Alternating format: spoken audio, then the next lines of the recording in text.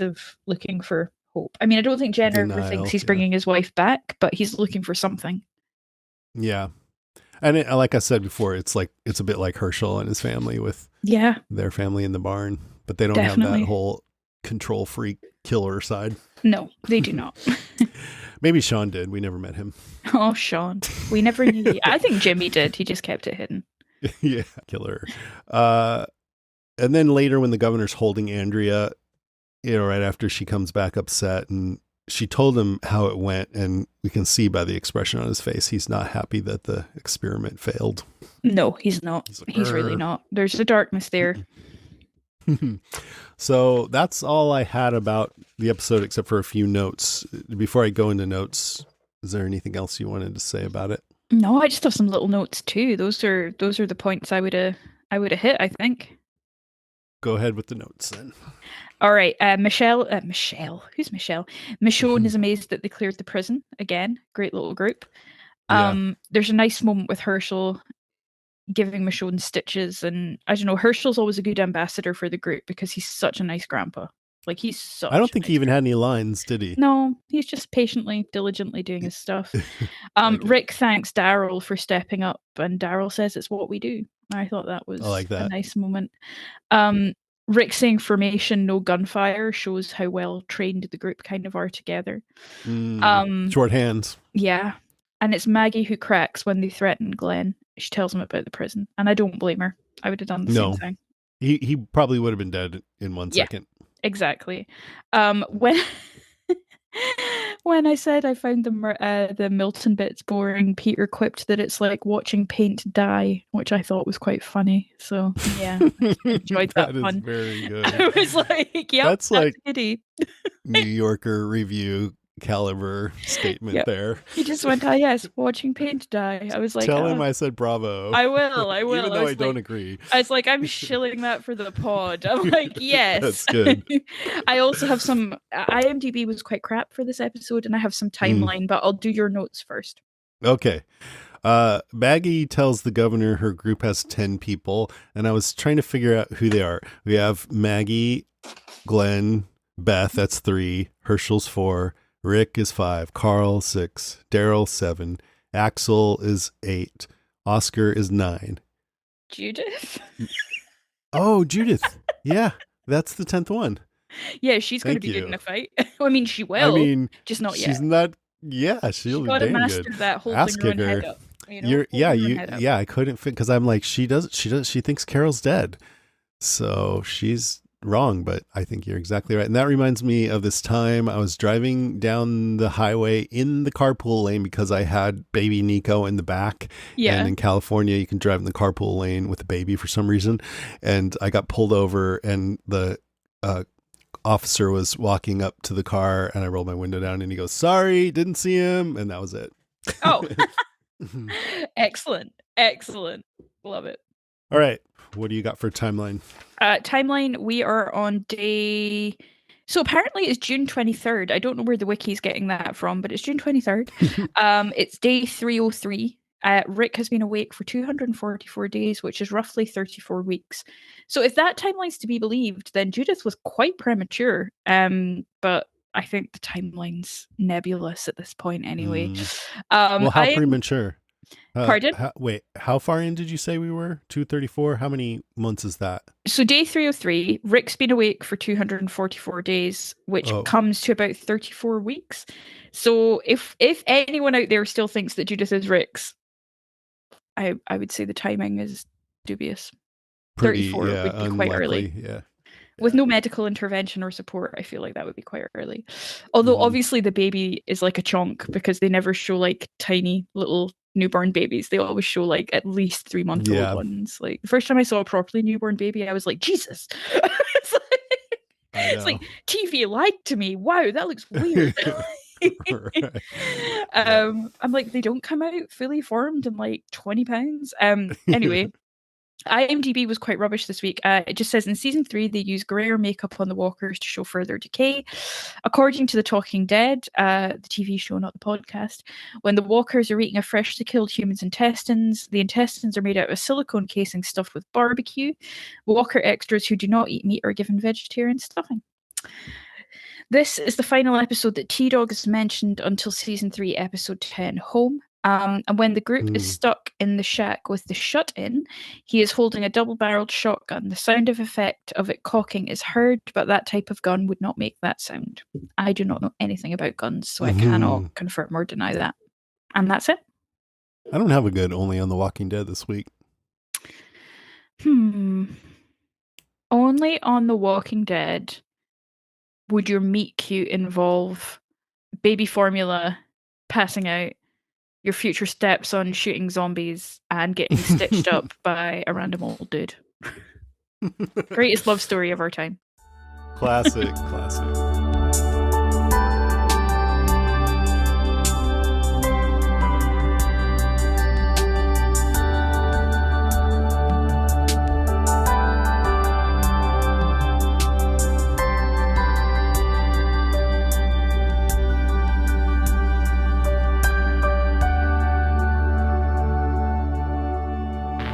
Obvious threat to untold numbers of citizens. The people it kills get up and kill. Are they slow-moving, Chief? Yeah, they're dead. They're all messed up. This is a Walking Deadcast news update. Just a couple of things. I found out that the Daryl show, both seasons 2 and 3, apparently are each going to have 6 episodes. Oh, okay. So, yeah, so not...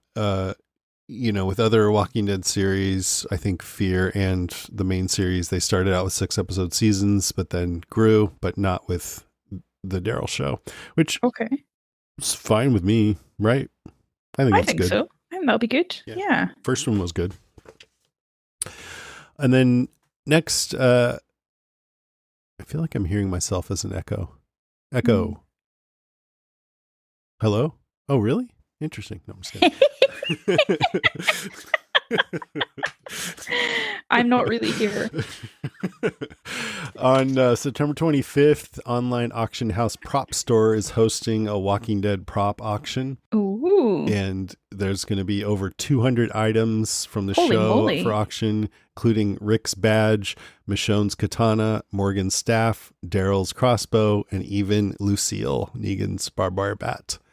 Yikes. Okay. That's great, right? That's cool. Like, have you ever gone on to one of these TV show auctions and checked them out? The only time I've looked at one was for an artist I really liked in Glasgow. Actually, the guy who wrote Poor Things, Alistair Gray, his estate did an auction. And I had a look at that because he had some amazing like collected stuff and drawings he'd done. And it was fascinating to see the kind of stuff that was there. I've never done it for a TV show, but I can imagine it would be very rich. It's cool. Like I looked for, was it better Breaking Bad or something? But the one that really sticks out is Ash vs. Evil Dead. Yeah. If you know Evil Dead, they have the Necronomicon, this book that's bound in flesh. And it's an old, it's got like eyes and mouths on it and stuff. And they had several versions of it. They had like the main hero version, but then they had all these other ones that you use in action scenes that are a little more rugged. And I'm sure it's like that with this, but I think, and they also had a lot of little things like somebody's wallet that you wouldn't even know, or pants or clothes or whatever. I think that's probably most of it. But what's cool, especially about The Walking Dead, is I think one of the main things about The Walking Dead is the items are so iconic. They're so iconic. Yeah. Yeah. And so, man, to be able to get, like, which one of these would I want? Michonne's katana? That would be so incredible. Katana. Yeah. Also handy in a zombie apocalypse. Yes, yeah.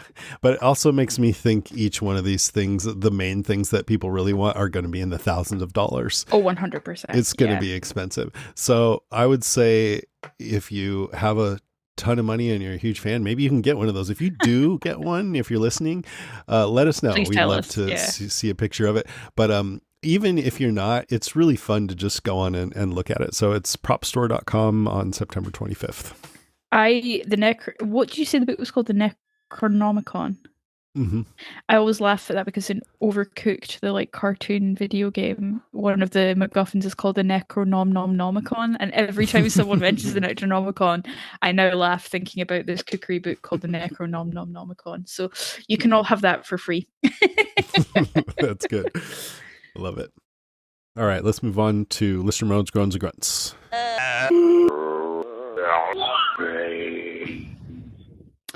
First up, our friend Jennifer McGinley, who we've now met in Jennifer! person. Jennifer! Yay. She says, brilliant. I've nearly caught up. Watched season 3, episode 4 last night. Poor T-Dog.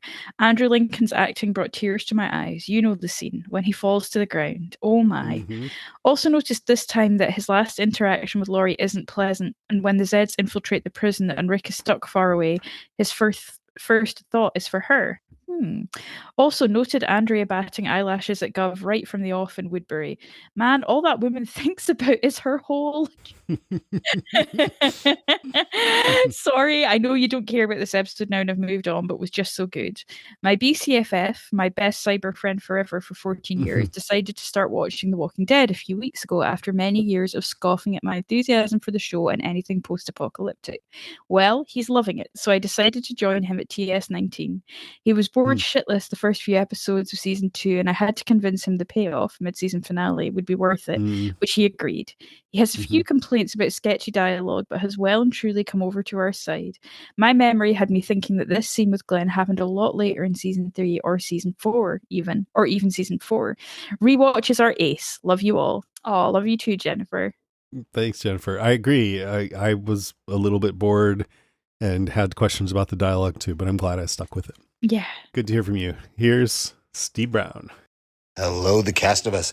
This is Steve, and this is for The Walking Dead, Season 3, Episode 7, right? When the dead come calling, something like that? Seriously, trying to be the bigger man here, saying that you were better. It's crazy. Glenn is not going to buy this, and he knows you're about to torture him. Ooh, headbutt from Glenn. Nice. Of course, Carl wants to help, but Rick, are you just going to watch Michonne, see how skilled she is, or what? At least they brought her inside, and she's not going to the cell blocks, but now what's Daryl going to show Rick? Oh, he's showing him Carol's alive. Okay, everybody's calmed down. Now, Rick, you're not going to get anything from her by torturing her, so just treat her human. Ooh, Glenn, yeah, I know you're trying to give him misinformation, but you just said Andrea's name. Okay, Judith is going to be her name. Not going to make her grow up and try to choose her own name or anything.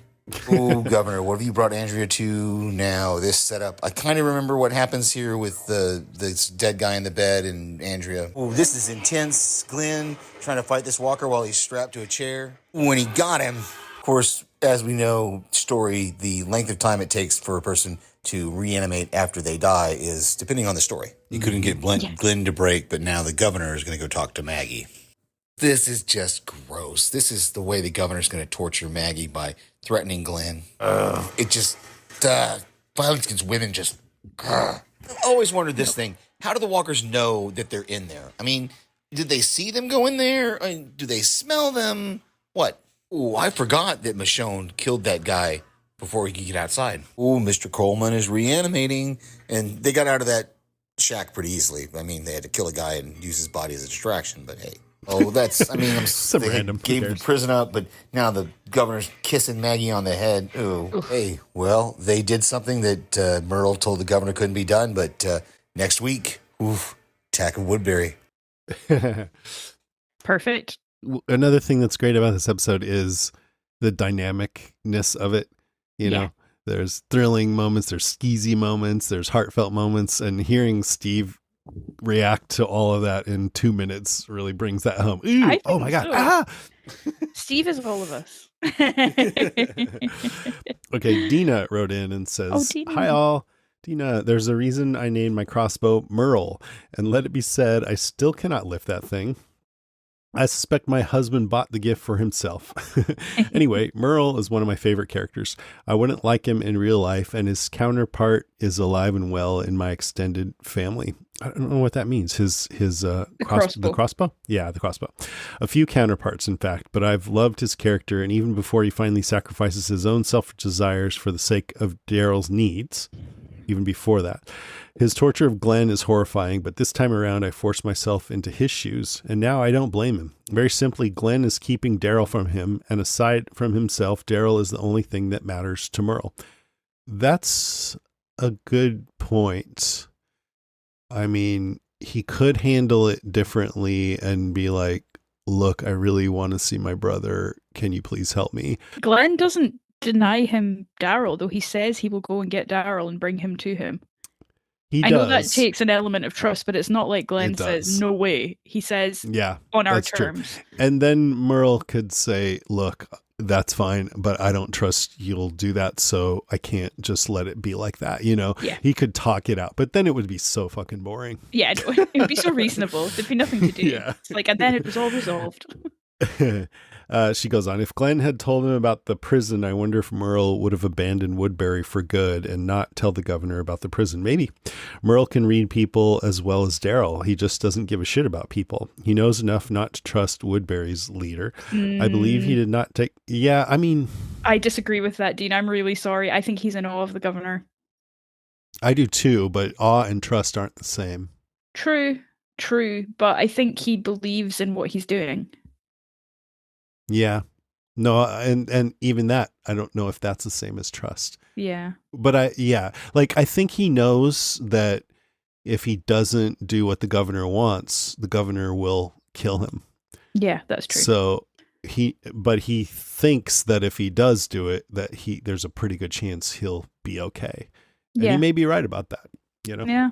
I don't know. The Anyway. governor is to Merle what Rick is to Daryl, but he brings out Yeah. the different side of him, you know, the bad bits. Yeah. I totally agree with that. Shit. Where the hell was I? Oh, I believe he did not take pleasure when he saw Maggie's humiliation, Merle. He'd never move to help her, of course, and although he'd be cruel if he'd been the one to grill her, I don't think he'd sexually assault her. Not sure he'd hit or maim her either. Unlike Michonne, Maggie's defenseless, and I think he lost all respect for the governor when he saw her shirtless, if he had any respect to start. Well, I have no idea if you're right about any of that. Now it makes me want to go back and see if we can see his reaction to any of it, because I wasn't watching Merle at all. Yeah, need more. Yeah. I may be giving him more credit than due. If they were at a party and she was drunk, he probably wouldn't hesitate to date rape her. Wow. So there's that. But otherwise, top of the line guy. Oh, wow. She says, beats me. I'd love to hear a psychiatrist's assessment as well as yours. Well, maybe I'll go back and watch it again and talk about it next episode, because now you have me curious. Yeah, I feel like the text is going to have to do some heavy lifting there, I think. Mm-hmm. I mean, it would be interesting to go back and see if we can see Merle's reaction to what the governor's doing, because I did have it in my mind that, wow, all these guys that the governor employs are having to watch him be a total skeevy prick here. Mm-hmm. And you got to think that not every single one of them is like, yeah, get her, you know, that they're all people. So hopefully, I don't know, you never know. But yeah. I didn't actually look at their faces, so I don't know. No, I'm intrigued to go back, Dina. You have made me want to go back and look at that again. Okay, here's a call from Archmaester Rennie. Yay, Rennie! Hello. I got very behind on the rewatch, and I'm getting caught up now, and I just listened to the podcast for Hounded, and I wanted to let you know how much I enjoyed Karen's explanation of the music and how the leitmotifs work, and the way that she broke it down and explained everything. That was just great. I don't know a great deal about music, although I really like music, and I always love to learn more. So I am very much on board with Karen doing more of that. Yes. So thank you, Karen. Yeah. You didn't get to that part yet, right? I haven't yet. No, I was cramming the episodes today, but I'm looking forward to it. Yeah, you're going to love it. And it reminds me, I'm glad you mentioned that, Rennie, because there was a Lost podcast. Was it the Jay and Jack one? I used to listen to a few different Lost podcasts, and they had a guy who used to come on and talk about the music and play examples, and it was delightful. And then Karen just did the same thing. And yeah, Karen, if you'd like to come back on, just let me know anytime. That'd be really fun. I would adore that. I think Karen's amazing. Mm-hmm. Gemma Hall says, this is one of my fave episodes as well. I absolutely loved Glenn here, a true badass, and it's the time he starts to fall into his reader fall into his leadership role within the group. His strong love for Maggie and she with him really shines through in this episode. I remember feeling petrified watching Glenn fight off that walker, but he uses his resourcefulness and the room around him to take the walker down. It's excellent. Couldn't agree more. The governor's behavior in this episode is sickening and disturbing, especially as he's just slept with Andrea. I was very worried he would go further with Maggie, but what he did was bad enough. I know you won't like this, Jason, but that's the difference between him and Negan. Yes, I know Negan has a harem of women. That's not what I mean. Negan does usually have much respect for women and even kills one of his men who was going to rape Sasha. But anyway, it's too much to get into here. I find the whole sequence upsetting and it leaves a mark on Glenn and Maggie for a while. I'm going to pause here, Jason. For me? Yes. Well, I think some of the writers of Negan, including Kirkman in the comic, wanted to make a big show of how Negan hates rape. But I think as a society, our intelligence about what constitutes sexual assault and coercion was lower than it is now. 15 years ago than it is now. And now we realize that the way Negan was with this harem is a form of rape. It's coercion. It's a coercion, sexual coercion. And it's not even very subtle. He's ironing the faces of their husband. He's setting it up so if they choose to be with him, choose in quotes, they'll survive. And if they don't, they'll basically die. So there's no choice there. There's no choice. And then they're going to check to see if they're getting pregnancy tests. So, he is sleeping with him despite what JDM says. Makes me sick. And Sherry wants to kill him. It's her whole mission in life to kill him. So, they're not happy about it. Maybe one or two are, who knows, but some of them aren't. And so, I think I don't agree with you, Gemma, I have to say. Yeah, I'm the same. It's a hard pass for me. I think coercive rape is rape. It is what it is. And you can't justify it. And you can't, you as in the general you, not speaking specifically to any one person here. Yeah. And it's hard to say, when you're just sort of saying, look, if you sleep with me, then you get to live. And if you don't, then you probably will die. And then compare that to the governor going into Maggie and just being domineering sexually and making her take off her clothes and humiliate her or feel humiliated. How do you quantify which one of those was worse? I don't know. I think Negan's worse, honestly, but I could definitely see an argument for the governor, but either way, they're both very bad. They're both very bad. And I think the difficulty we have with Negan time and time again is that the writers haven't stuck to one specific thing with him. They've responded too much to fan and actor interpretations of it, and they've tried to soften things that should never be softened. Yeah. It's the opposite of what we're talking about with Merle, where they stuck the landing and they're like, he's a racist piece of shit, deal with it. They're doing this whack stuff with JDM now where it's like, no, I never really wanted that. It's like, no, you didn't see what you thought you saw. And I would respect it so much more if he was like, I sexually coerced those women and man, I really fucked up and I hope I can redeem myself versus no, I was just playing a part and I didn't actually sleep with them or whatever. Yeah. It's ridiculous. It made me think a lot about the Sanctuary episode that we see where Carl goes behind the scenes, which is pretty close to the comic, actually, that episode. And you see the harem and you see them worrying about being pregnant and trying to get fucking abortion pills because they need that kind of they need that kind of reproductive health care because they're living in a fucking dystopia where they're being coercively raped all the time. Anyway. But my one question is, in Scotland, do you say harem? Because we say harem. I don't know. Maybe I just say harem. I don't know. Maybe I talk just weird. Curious. Maybe I talk weird. I don't know. I got into. There was a. You're here because of how you talk. So. Yeah, I know it's true. I don't actually talk like this at all. I'm actually from Minnesota. Go Wolves. But yeah, I think no sexual assault is forgivable or better or worse than another in the sense I'm not going to go into a blow by blow of what's worse than another, but I will say that I Negan and the governor are equal pieces of shit for what they do to him. Yeah, they just are. I think so. Anyway, Gemma goes on to say, also the man in the cabin is really funny, and I don't get how he survived unaware for that long, but Michonne is quick to take him down. She's always such a quick thinker with that sword in tense situations, or when she later in season 5 knocks out Rick. Iconic moment. Feeding him to the walkers, though, was absolutely gross. I can never quite watch it. The sounds were horrible. I am going back to the beginning, but Michonne walking up to the prison covered in zombie guts and holding baby formula is one of my favourite moments ever. There's an instant connection between her and Rick, even though he is wary. It's Carl who saves her. But it's the start of their journey, and as I've said, Laurie has literally just died. Rick has only just held Judith after a few days of grief, and Michonne, his future wife and Judith's true mother, appears like a mirage with baby formula.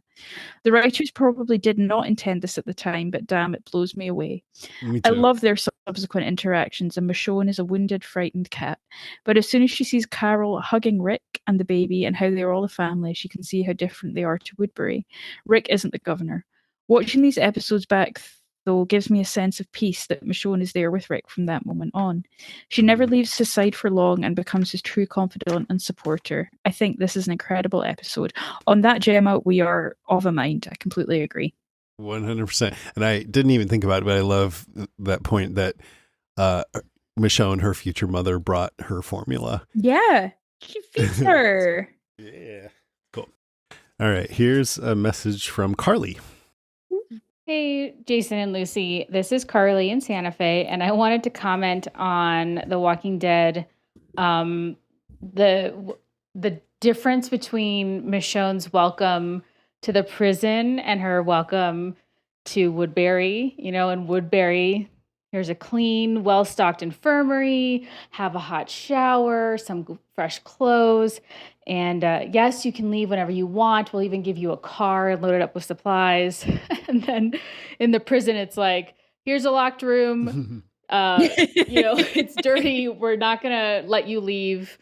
And yet she chooses to stay with the prison people. I think that's I thought that was funny. Yeah. And then when Carol returns and Rick sees her, and it's such a beautiful moment, and she sees the baby and she realizes that Laurie didn't survive the birth, and she comforts Rick. And then you see poor Carl and his reaction, and someone needs to hug that boy. Oh, yeah. I'm now keeping track. How many days has Carl gone since his mom died without a hug? Oh, that boy. I also wanted to say They need a chalkboard. I never saw the chemistry between Michonne and Rick until, after they're together. I just didn't see it leading up. And I know there's a lot of disagreement about that. It always seemed to me that the connection started with Michonne and Carl. So I'm going to be watching for that too going forward. Like, Carl is the one who's like, Dad, should we save her? Mm-hmm. And I just want to be looking for that. Like, who's connecting with Michonne first? Is it going to be Carl or is it going to be Rick? So anyway, enjoying the rewatch. Thanks, you guys. Thanks, Carly. Oh, I see it amazing. here. I see them facing off, and there's something between them. And it's, you could even sort of label it as that undefined energy that happens between two people at first when they first meet. When you first meet someone and you're single and you don't know, am I going to hate this person, or there's something going on here? What is it? I want to explore. It feels a bit like that to me. Yeah. Yeah. There's a sizzle. There's something. Yeah. Yeah. Rachel Teal Edwards says, as someone who has had the Funko Pops of Michonne and her two, quote, pets on display in my home for years now, I never thought of the potential allusions to slavery before the discussion last week. They will remain on my Walking Dead display shelf next to Daryl and Beth because they remind me of Michonne's epic entrance into the Walking Dead world. She's a symbol of serious female strength and intelligence and a character of great depth, and her pets are part of that. They are a big part of her origin story. I understand that if we narrow our focus solely to her pets, we see provocative imagery of two dismembered black walkers on a leash. But we have to look at the full context, otherwise we're not being fair to the story, the characters, or the writers. These were two men she knew and loved pre-apocalypse, but who were also responsible for the death of her son in a refugee camp. She explains in season 4, episode 16, quote, I was coming back from a run. I saw the fences were down, heard the moans. It was over. Mike and Terry, they were high when it happened. They were bit. I could have stopped it, could have killed them, but I let them turn. I made it so they couldn't bite, couldn't scratch. I tied chains around their necks. It was insane. It was sick. It felt like what I deserved, dragging them around so that I would always know. I found out that they kept me safe. They hid me. I was just another monster. And I was gone for a long time. She wasn't just punishing them. She was punishing herself by keeping them. There's so much going on here psychologically for Michonne. To me, it seemed like a disservice to Michonne to focus on racial implications in the context of her pets. There's a much broader, more complex and interesting picture to look at, but much love to Karen. And I'm certainly interested in the perspectives of other Zed heads. And I noticed Karen and Rachel had a nice back and forth about this online. We're pretty complimentary to each other. But before I go on to the rest of Rachel's message talking about this episode, is there anything that you wanted to say about any of that, or no? Oh, well, I really respected what Karen brought to the discussion, and I feel that, like, yeah, it's difficult, isn't it? It's such an iconic piece of show iconography, but there is inherently a link between the enslavement of people of color and chains, and being held in chains, and being, you know, that being part of many of the atrocities and violent acts that have happened to Black bodies over the years. And I think one of the bits of the conversation you had last week that really interested me was this idea of violence against Black bodies and elements of sort of exploitation, or you know, Black exploitation, as some people call it. Yeah, I think one of the questions we come to a lot on the show, whether it's about the idea of the kill your gaze trope of queer people being killed off, or the idea of too many men of color being killed off on the show in quick succession, is this idea that, like, but in real life anyone can die, so we should see Black people dying, we should see queer people dying, we should see everyone dying to an extent. And yeah, I think in a perfectly equitable and equal world that is true.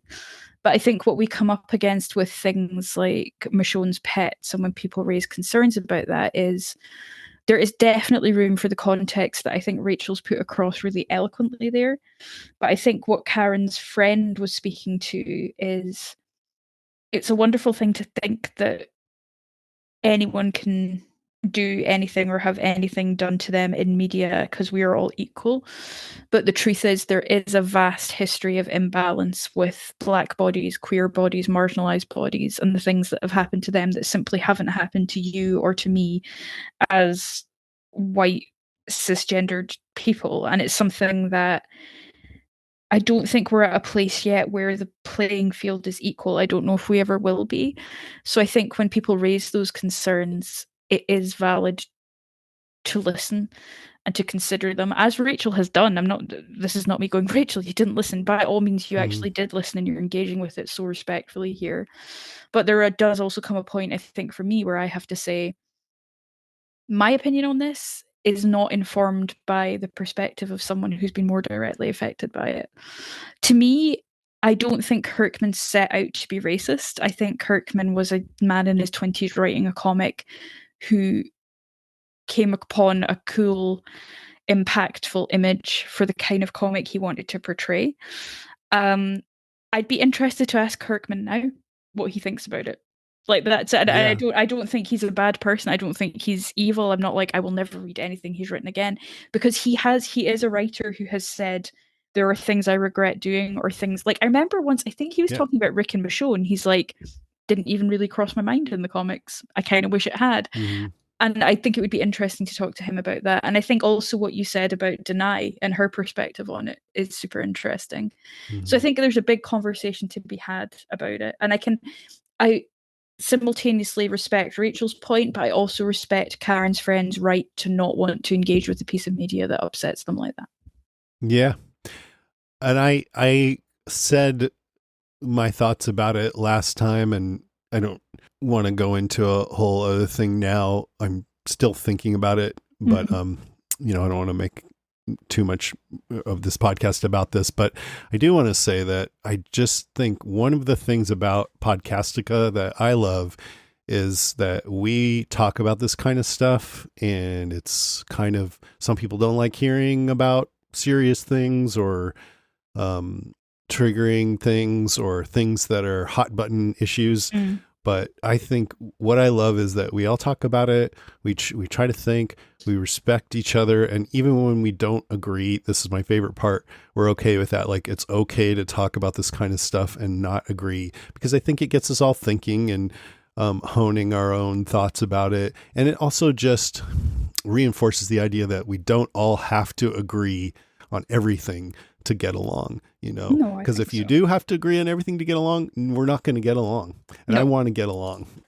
And so it's just heartening to me to actually bring some tough issues like this out and talk about them. And if you're listening to this and you don't like that we do this, well, it's pretty core to who we are. So, sorry, but maybe we're just not for you if you don't like it when we talk about this kind of stuff. Yeah, couldn't agree more. Okay, so Rachel continues on to When the Dead Come Knocking. I was so emotional watching the entire prison sequence. Of course, I was tearful watching Carol reunite with the gang, meet Judith, and find out she lost one of her best friends. Michonne's first scenes with the group were emotional for me too, though. She's observing the group closely through this reunion, recognizing that these people are much different from those in Woodbury. I cringe at Rick and Daryl's aggressive methods of trying to get answers out of her, but the same empty, me too, but the same empty look is still in Rick's eyes. He's just not fully there yet. Maybe she's helping wake him up. She was cooperating, though.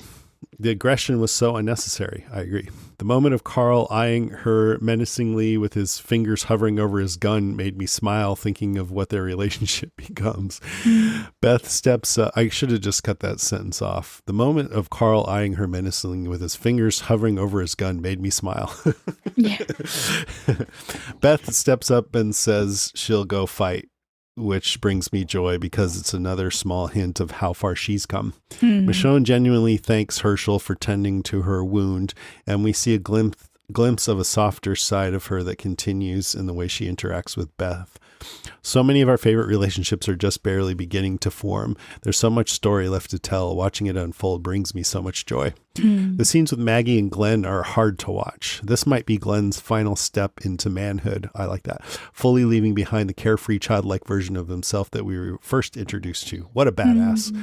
The governor turns my stomach as he so quickly shifts from, quote, "everyone will be fine, I promise," to sexually assaulting Maggie. We all know what he would have done if it were the comic. Jason, I disagree with you regarding what he wants from Andrea. He's antisocial, aka a psychopath, so he's not interested in forming real lasting human connections. He has no intention of marrying Andrea. He's using her and toying with her for his own personal gain and pleasure. Interesting. I will have to keep watching and see if I think you're right on that, because it's been more of a theory than what I really think, that he's trying to find a replacement mother for Penny. So yeah, maybe I'm wrong about that and you're right. Anyway, he's using her and toying. Oh, I got it. I think seeing the other woman in his bed a few episodes ago is indicative of his habits. Yeah, maybe. I'm sure he gets off on getting women to fall for him. The fact that she might be useful in some way is an added bonus for him, and manipulating her feelings for him means he can use her however he wants. Well, I agree with that part. Everyone is dispensable. To end on a positive note, I'm hoping you use the conversation between Rick and Carl about naming Judith as the lead-in for this week's episode for Judith's sake and for the way Rick says ass kicker, which made me laugh out loud. Welcome back, Lucy. Heart. Ah, thank you. All right, that was great, Rachel. Thank you for writing in as always. We got 2 messages from Renee because her last one came in a little bit late, and I'm going to play them both. Here's the first one. This is about this week's episode. Hi guys, it's Renee calling in about The Walking Dead. First off, I want to address what Karen was talking about on the last episode pertaining to Michonne having the 2 black men in chains.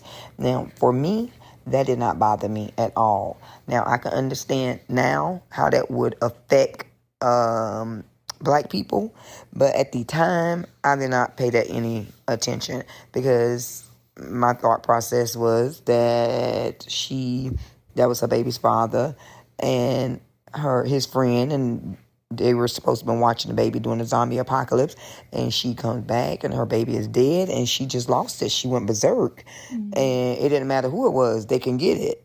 If it was Rick, he would have been in chains as well. But I do understand how that could trigger a black person.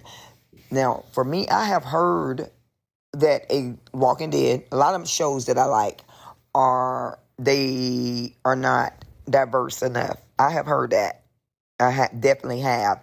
And now a lot of my family and friends don't watch the same type of shows that I watch.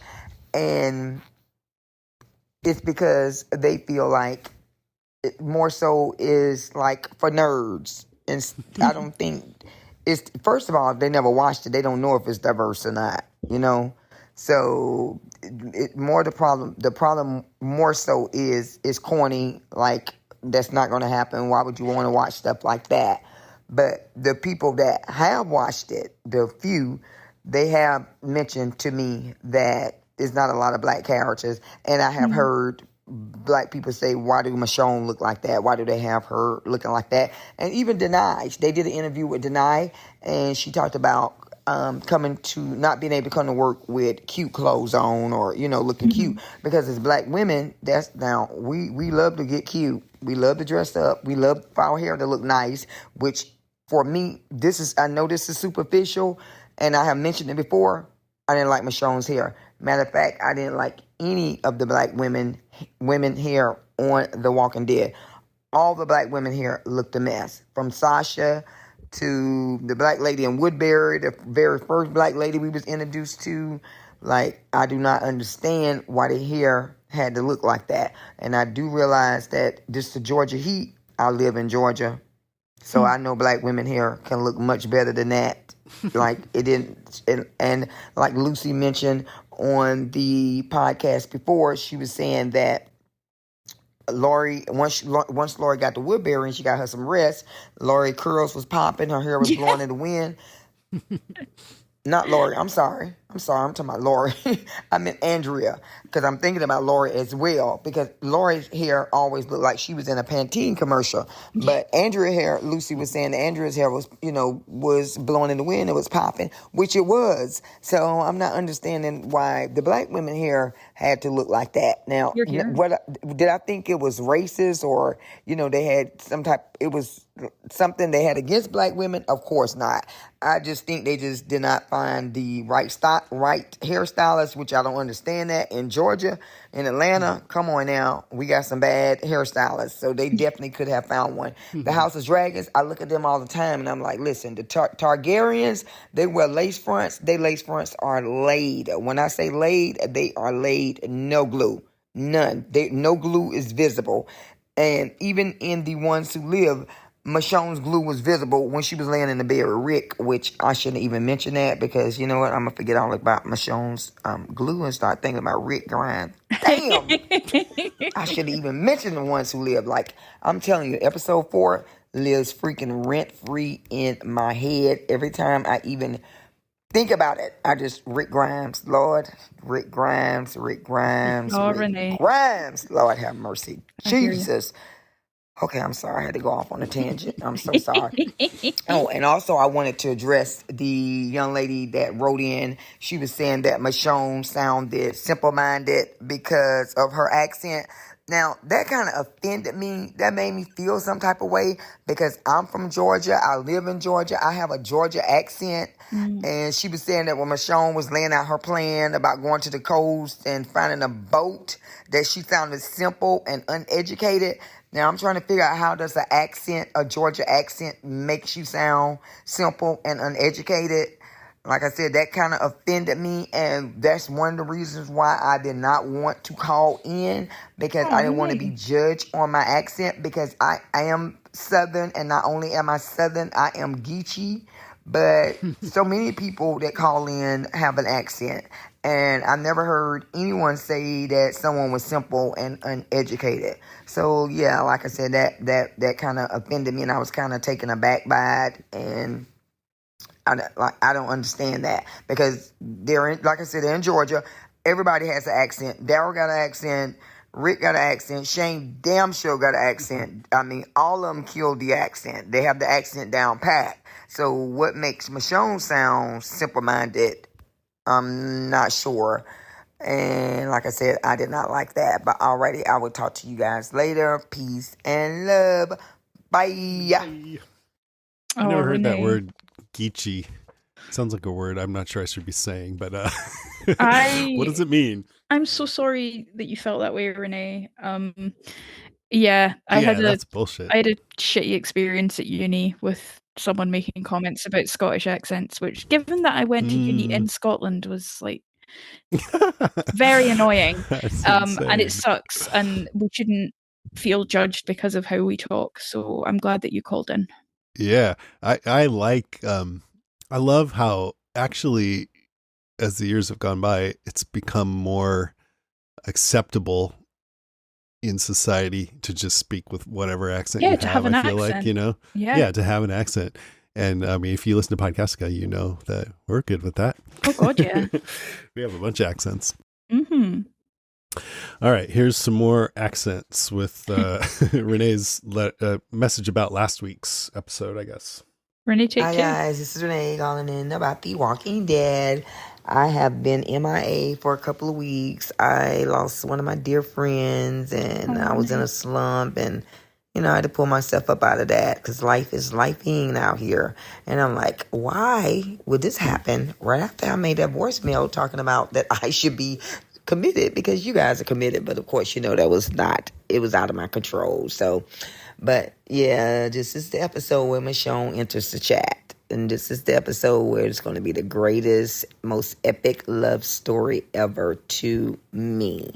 So I was so happy. I'm like, I'm going to have to call in for this episode. Renee, pull yourself together because you're going to call in. Because Michonne and Rick, like, I love them. Like, they're my favorite. I don't know another couple that I love more than Michonne and Rick. Maybe me and Rick. I saw that one coming. Definitely had to throw that one in there. But I wanted to say this. As a black woman, I understand Michonne. I feel Michonne because my head is always on a swivel. I'm always giving someone a side eye. I don't care if you're black, white, purple, brown, green, or yellow. I am going to side eye you. I'm going to side eye you to death. You're going to be like, why is this lady staring? Because I'm watching you. I'm watching your every move because I'm always thinking something is going to pop off. So I need to be aware.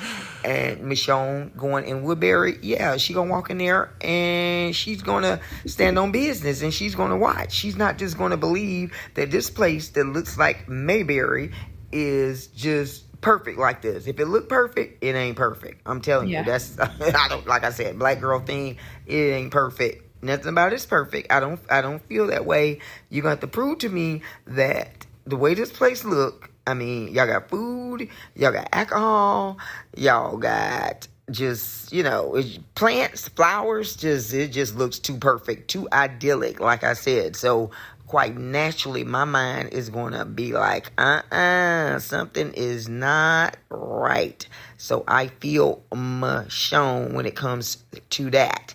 And I want to say this. When I initially was looking for a podcast, and then, you know what? Let me just be truly transparent. I felt like, and which it was, podcast was like a white thing. Like a lot of white people do the podcast. Oh, yeah. And I was looking for a black podcast on The Walking Dead. And of course, I did not find any. So I was a little leery about, checking out. Well, I did check out the podcast, but I was a little leery because, like I said, everybody was white. So I went to this one podcast and they only do The Walking Dead, nothing else. Everything has to Walking Dead, Fear the Walking Dead, whatever has any affiliation with The Walking Dead is what they do.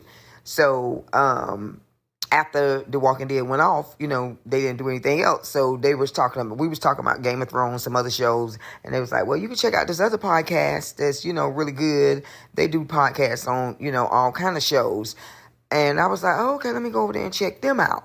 But the same way I felt about them, I felt about you guys, because I'm like, they're all white. But just like they made me feel welcome, you guys made me feel welcome. Oh, I'm really And I had to get over my own prejudice. You know, I'm not racist, but I do feel like I can be prejudiced. I do feel like sometimes I want to stick to my own, you know, for whatever reason, because I'm black. I feel like I'm going to be more comfortable with black. But I have been trying to step out of my comfort zone when it comes to stuff like that. I have some white girlfriends. I have several.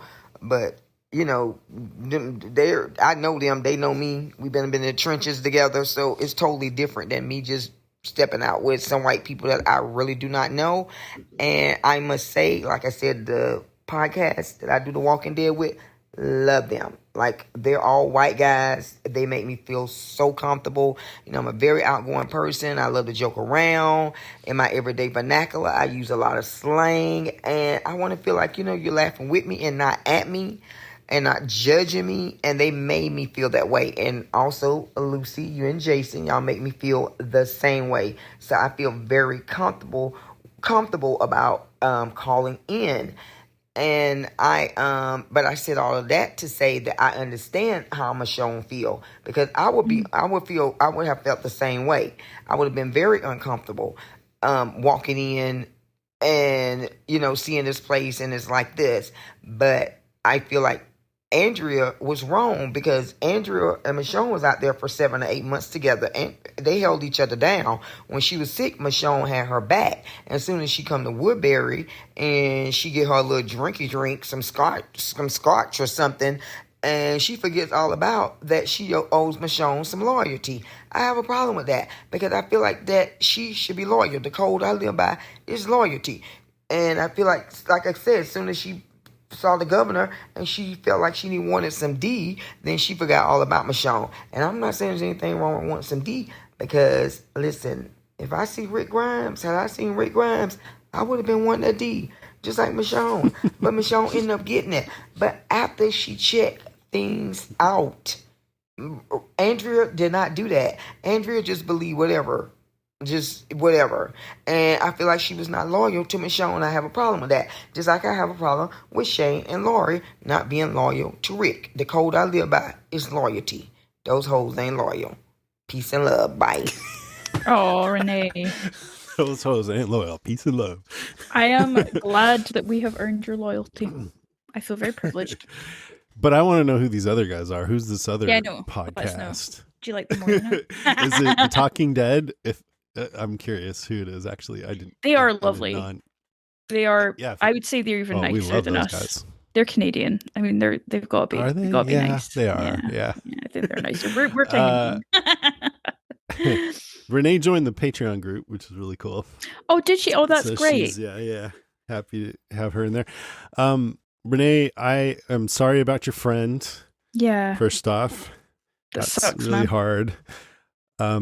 So I'm sorry about that. I hope you're okay. I love that you found us, and we love what you've been bringing. And I almost don't want to mention this, but I know there is a podcast called Sista Speak. They do, I think it's mostly black hosts.